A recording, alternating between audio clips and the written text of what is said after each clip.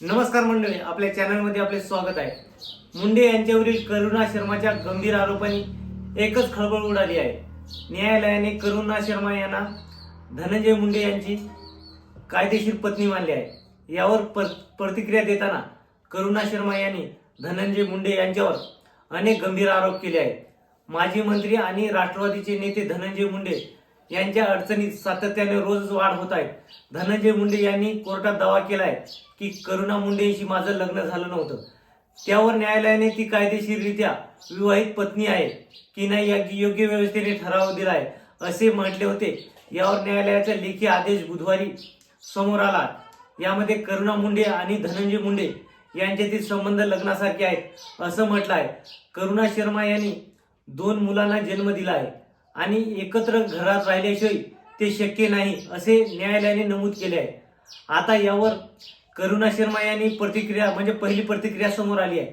करुणा शर्मा यांनी TV9 मराठीशी संवाद साधला। यावेळी त्यांनी धनंजय मुंडे यांच्यावर गंभीर आरोप केले आहेत।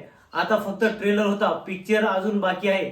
यात त्यांना खूप मोठी शिक्षा होणार आहे असे म्हटले आहे। मंत्रिपद गेलं आहे, आता आमदारकीही जाणार आहे।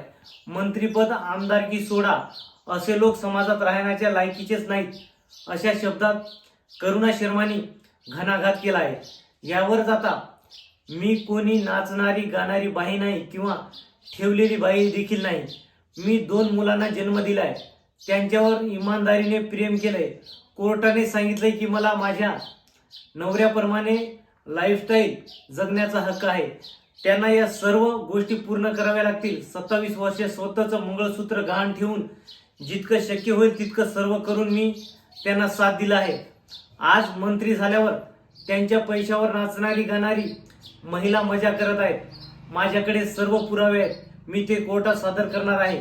मी त्यांच्यासाठी काय केलं, त्यात कोणता त्याग दिला तेही कोर्टात सांगणार आहे असेही करुणा शर्मा यांनी म्हटले आहे। दर दिवशी नवीन महिला असतात त्यांच्यासोबत, दर दिवशी नवीन असतात। ही सवय खूप घाण आहे आणि माझ्या आईचे निधन झालं होतं, तिने आत्महत्या केली होती। मी 2008 मध्ये विषप्राशन केलेलं आहे। त्याच 5 दिवस मी रुग्णालयात होते। त्यानंतर माझ्या वहिनीसोबत बलात्कार सुद्धा झाला होता। बलात्कार झाला तेव्हा माझ्या आईने आत्महत्या केली। जसं माझ्यावर आज इतका दबाव टाकतात तसाच दबाव आईवर टाकला गेला होता की तिने आत्महत्या केली। स्वतःची बायको, 2 मुलाची आई आणि एका महिलेवर अत्याचार करण्याची एक सीमा असते, यांच्याकडे कोणतीही सीमा नाही असेही धनंजय मुंडेवर करुणा शर्मा यांनी गोंड प्रवृत्तीचे आहे म्हणून सांगितले आहे।